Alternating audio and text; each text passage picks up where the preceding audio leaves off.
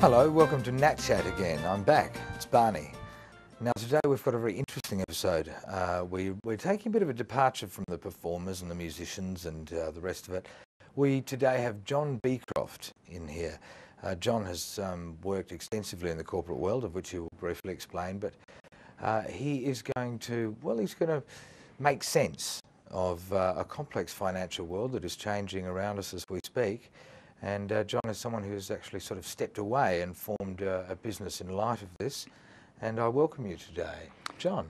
Thank you very much. It's a pleasure to be here. Oh, fantastic. I guess why I came along today was to give you a pretty brief idea of the myths and mysteries of finance and how the subprime problem in the US, the financial meltdown, affects people and what they can do, how they can actually look at the situation that they're faced with and try and plan into the future and sort out any problems that might arise.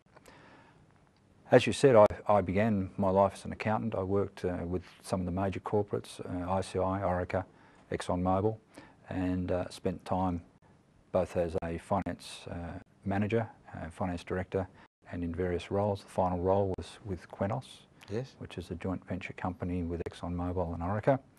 And fortunately or unfortunately, back in the early 2000s, I was made redundant. Can be a very good thing. Yeah, it was in fact. I was very pleased, not at the time, but I was very pleased not long after. And I had a year or two to sort my own life out, set up my own super fund, work out what I wanted to do. And then out of luck or good fortune, a friend of mine suggested that I should look at being a debt administrator. Ah. And a debt administrator basically helps people in financial trouble. Right. And generally, they're people who have come across unfortunate circumstances that have put themselves into a situation they just can't cope with. Yes. Now this could be anybody out there watching us tonight. Anybody. Yes. It's amazing the circumstances, the changes that occur that cause people to face financial hardship. And when that happens, there are alternatives. I guess what I thought I'd talk about initially is the impact of the financial crisis that arose in the US because of the subprime. It's a bit of a mystery to people. For those that don't understand it, a low doc or a no doc loan was really what generated the problem in the US. Yes. It ran for several years. Yes. It was a case where the banks were not really lending properly. They were lending to people who literally couldn't afford it. Yes. In many cases, the lenders were on bonuses or incentives to do so. Yes. And so they had no real reason to help the person that they were lending the money to. Yes. Yes. And then it got even worse because the individuals' debts were parcelled up by the banks Yes. and shuffled out around the world on-sold as parcels, known as securitisation. And that made it very difficult for people to be in contact with their banks. It also made it very difficult for the scrambled egg to be unrolled. And I think the other issue that people need to understand is there's a very big difference between a mortgage you take out in the US and a mortgage you take out in Australia. Oh, okay. And explain that. This is interesting listening.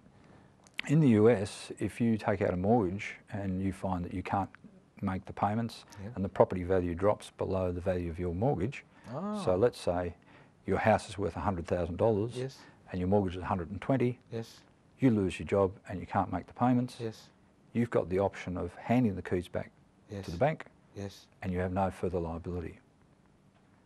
In Australia, however, we have a very different system which works to the benefit of us all, because when the debt exceeds the value of the home, you'll often find that there is mortgage insurance and the mortgage insurer will repay the debt.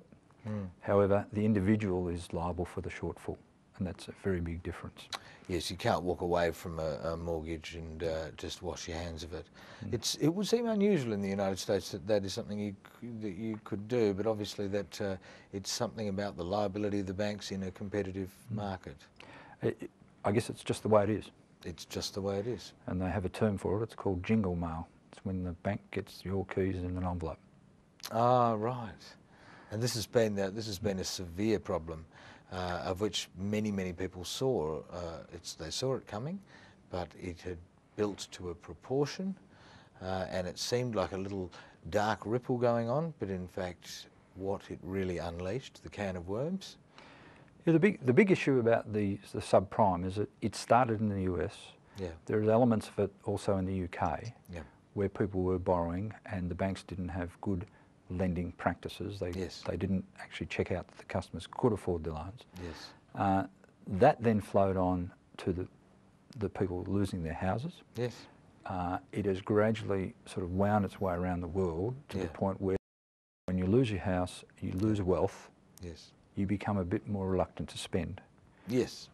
When you become reluctant to spend, what happens?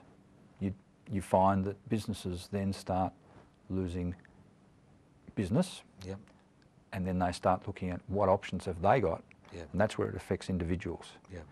The financial problem has now become an economic problem, and it's becoming your problem and my problem. Yes. We hear all the time about mortgages, low doc loans. Are there other sectors of debt in the financial world and the markets and businesses that are problematic and maybe will become more problematic? One of the big consequences of the banking problem has been the huge losses the banks have made. Yes. The other issue is that there could well be more losses hidden in the banking system, and as a result, banks are not lending to other banks.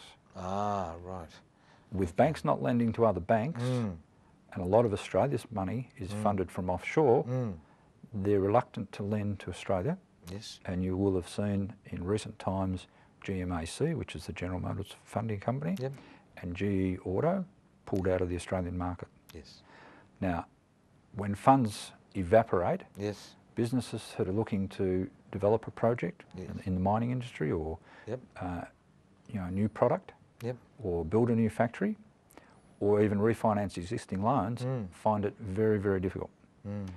When they find it difficult and can't borrow, then business again winds down. Yes. And it becomes this sort of cycle of... That's a very, very good note. Just to end this first segment, we'll be back with NatChat with John Beecroft. We're talking today, not, as I say, with performers and artists, but we're talking very interestingly about the current financial market and what it means as individuals, as lower and middle income earners, such as yourselves out there in TV land. Barney and NatChat look forward to being with you after the break.